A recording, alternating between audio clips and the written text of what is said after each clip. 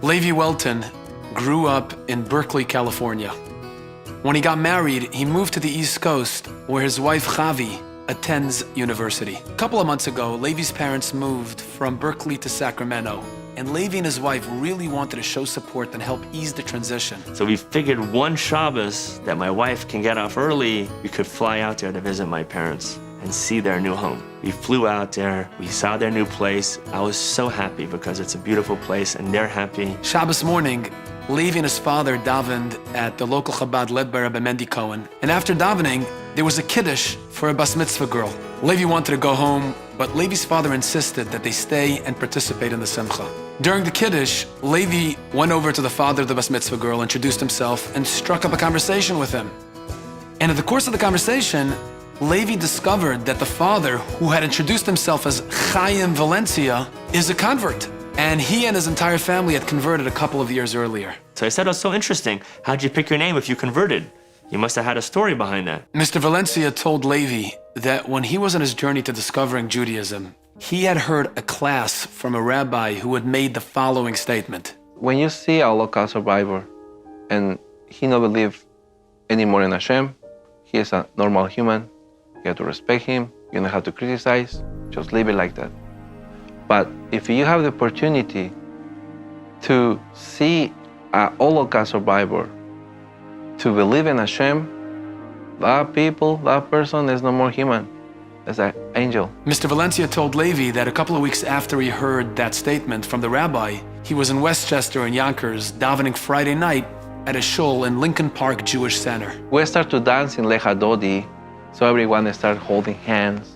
So I holding the Rabbi Vinya's hand, and the other hand have a person. And he was dancing like a kid, like a baby, like a happiness, like a light. You can see light in his eyes. I turn my face, I see the numbers in his hand. When I see the numbers, I get chills. I feel, oh my gosh, I'm dancing with that angel. So he turns to the man and he asks him, "What's your name?" And the Holocaust survivor said, "My name is Chaim." The sooner I hear his name, in my brain, the first thing happened is, you know what?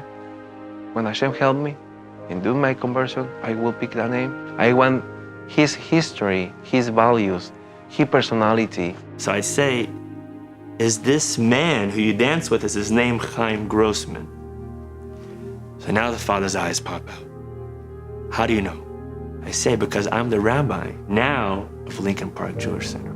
And Chaim Grossman comes to my shul every Shabbos. So he started to cry because he didn't know that Chaim was still alive. So immediately after Shabbos, Levi Welton and Chaim Valencia got together and they took a picture. And Levi Welton went and blew up the picture, framed it, and called the president of Lincoln Park Jewish Center and asked them to send out an email to the entire congregation, letting them know that this coming Shabbos, the rabbi has a surprise sermon.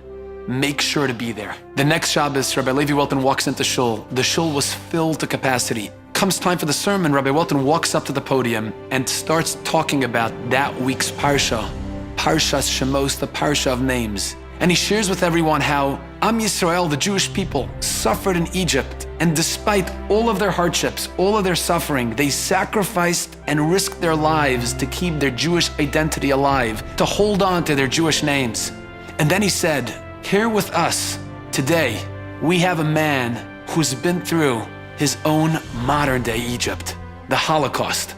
He risked his life to put on tefillin secretly in Buchenwald. He sold an extra precious shirt that he had to buy another piece of bread so he can fast on Yom Kippur. And then he asked Chaim Grossman to come up to the podium, and he took out the picture of Chaim Valencia.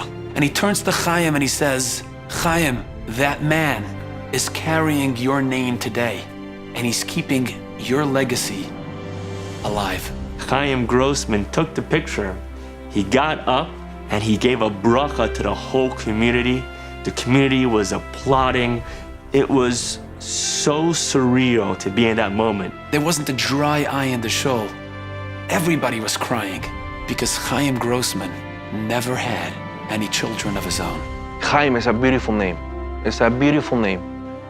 But for me, it's not only the name, it's the person to hold in that name in this earth.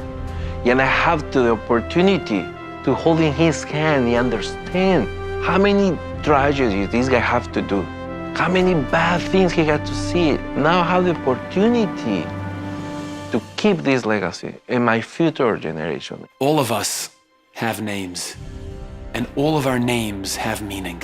If you ask your parents, you'll probably find out that you're named after a person from a past generation. And most likely, the person you're named after sacrificed for a certain value. Find out what that value is and make a commitment to follow in their footsteps and live by their example. And most importantly, it's up to you to keep their legacy alive by passing it on to the next generation. If you want to stay Jewish, you somehow has to stick to the Emunah. We are related to God, and God created us, so there's no separation between God and humanity. It's one and the same.